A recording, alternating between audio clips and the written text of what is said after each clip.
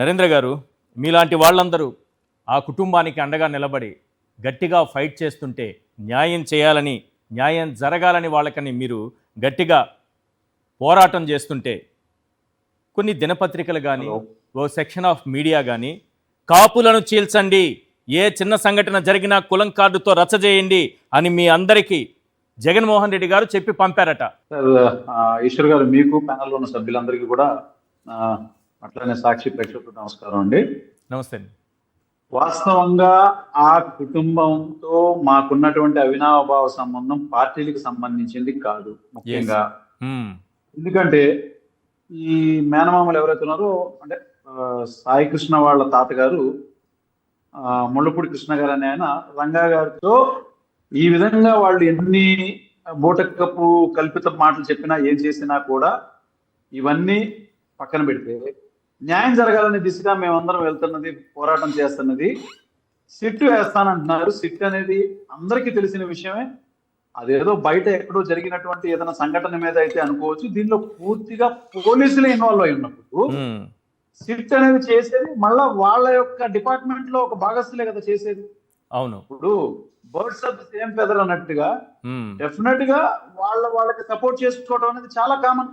వాళ్ళ డిపార్ట్మెంట్ ని వాళ్ళు తప్పనిసరిగా రక్షించుకోవడానికి ప్రయత్నం చేస్తారు.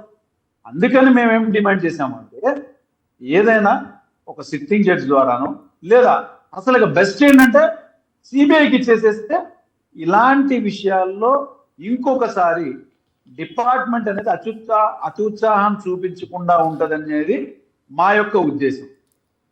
ఎందుకంటే నాకు ఒక విషయం చెప్పండి, ఆ కుటుంబం పరిచయం అని అంటున్నారు కదా, మీరు అంటున్నారు కదా, సాయి కృష్ణ పైన ఎలాంటి కేసులు ఉన్నాయి? ఎందుకంటే టీడీపీ సోషల్ మీడియా ఇతను చాలా దుర్మార్గుడని, ఇతని పైన అనేక కేసులు ఉన్నాయని, అంటే లేనిపోని ఆరోపణలన్నీ పెట్టి ఇలాంటివన్నీ చంపేస్తే ఏంటని టీడీపీ సోషల్ మీడియా మళ్ళీ నొక్కి చెబుతున్నా. ఒకసారి చూడండి అందరూ, మీకు కూడా చెప్తున్నా, చాలా దుర్మార్గంగా రాస్తున్నారు.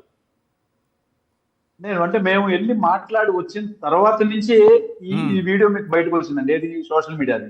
అవును. ఏంటంటే అతని వయసుకు మించినటువంటి కేసులు ఉన్నాయని చెప్పానంటే మేము ఛాలెంజ్ చేసాం దానికి. ఏంటంటే you release all the documents, FIRs అన్ని కూడా మీరు క్రానలాజికల్ ఆర్డర్ లో మొత్తం బయట పెట్టండి. We will accept it. Charge sheets ఎన్ని ఉన్నాయి దాని మీద, ఏమేమి వాటిల్లో ఇతను ఎక్విట్ అయి ఉన్నాడు, లేదా ఏమేమి వాటిలో కన్విక్ట్ అయి ఉన్నాడు, ఏమేమి జరిగినాయి అనేది let us come to the point. అసలు పోలీసులు ఇంత సైలెన్స్ ఏంటి? ఇంత వైలెన్స్ జరిగిన తర్వాత వాళ్ళలో ఈ సైలెన్స్ ఏంటి అర్థం కావట్లేదు. ఎవ్వరు ఈ కేసు గురించి ముందుకు వచ్చి మాట్లాడే దిక్కు లేకుండా పోయింది.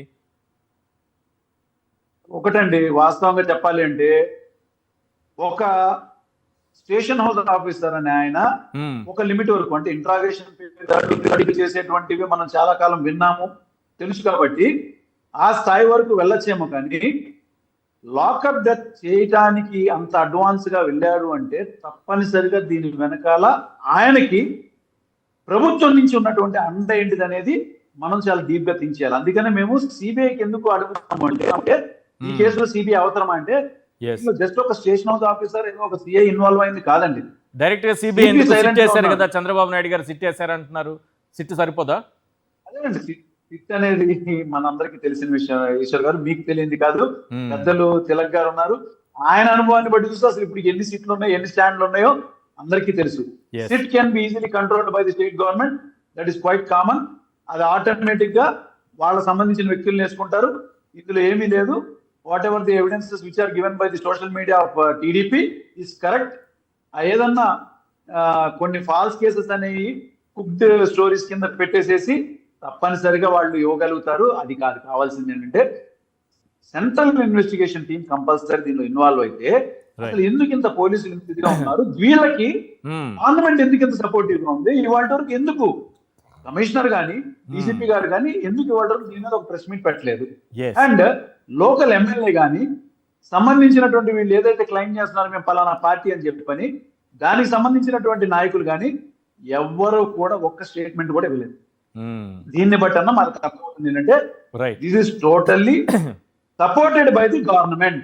These sort of acts are supported by the government and these people are working under the instructions of the government. ఇలాంటి పోలీస్ అనేవాళ్ళు కొంతమంది, వీళ్ళ మీద మాత్రం డెఫినెట్ గా ఎలాంటి యాక్షన్ తీసుకోవాలి అంటే, ఇంకొకసారి ఇంత అత్యుత్సాహం చూపించకుండా ఉండే విధంగానే ఈ యొక్క జడ్జిమెంట్ ఉండాలని చెప్పేది మా యొక్క ఆలోచన.